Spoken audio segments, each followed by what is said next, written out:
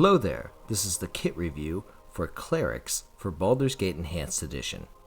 Clerics are one of 3 classes that use divine magic, which doesn't need to be learned through scrolls and has a large number of casting per day depending on the wisdom score of your cleric. Clerics make fantastic healers, they make great protectors through their buffs, and they make great controllers of the battlefield through their debuffs. Now, the different types of kits for clerics are basically just priests of different gods in the Faerun universe. So each priest is going to get 2 different abilities or spells that they can cast a few times each day, considering the flavoring of that deity. They also will need to match the alignment of that chosen deity for that portfolio. I will say that these are different flavorings. So unlike other kits where there's a big trade-off between taking the base class or the main or the specific kit, this is not super necessary. So you should be okay if you want to play as a main cleric. But with that, let's go ahead and take a look at these kits. First, let's take a look at Priests of Talos. Talos is a storm god, so a lot of these clerics are going to use abilities that are focused on things like elemental resistance and elemental damage. These clerics get Lightning Bolt, which can be very dangerous to cast in the base game, but if you turn the bounces off using particular mods, then it's an okay spell, particularly at lower levels. They also get Storm Shield, which grants them elemental protection and protection from normal missiles. This is not bad, though I haven't tested this to see if it stacks with other elemental resistances. I imagine that it does, but I don't know for certain. Though it does provide normal protection from normal missiles, it will become irrelevant after Chapter 3 or so. So these priests are decent, but they are focused on things that clerics can already do, especially protection against missiles and elemental damage. So unless you really want to cast Lightning Bolt as a cleric, I wouldn't really focus on this class. Next are Priests of Helm. Helm is a guardian god. Priests of Helm can cast True Sight, which allows them to see through illusions and through invisibility. It can be really effective at lower levels and at more casual difficulties, but loses some of its effectiveness where hidden enemies can slip through the True Sight with particular behaviors.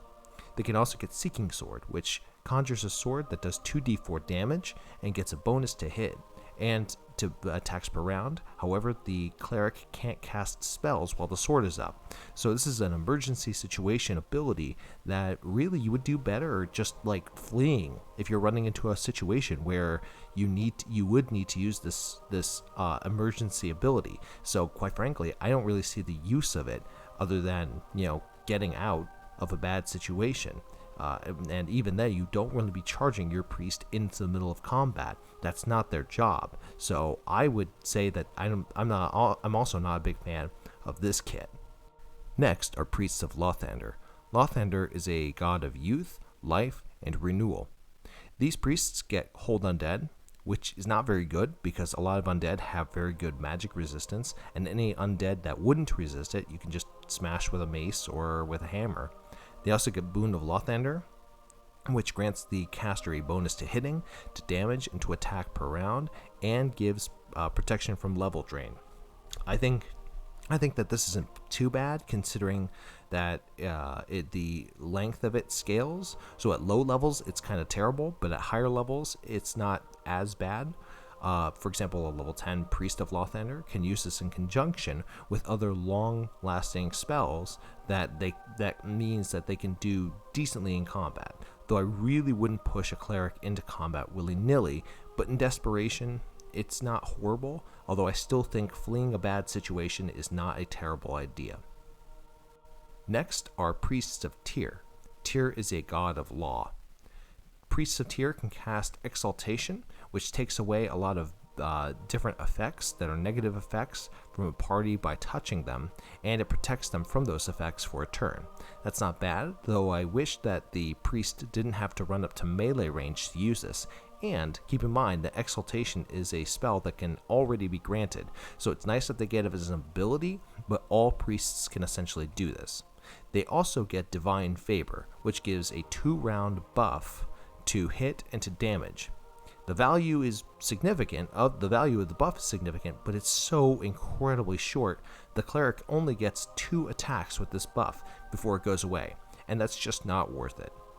Finally, there are the Priests of Tempus. Tempest is kind of like Ares, he's the god of battle.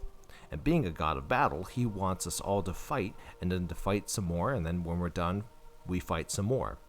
His priests cast Holy Power, which is an ability to buff themselves, and it's one of those oh shit buttons when they run out of other things to do in combat.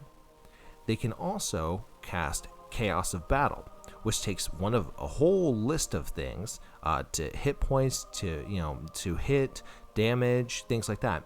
It buffs allies and it debuffs enemies all at random.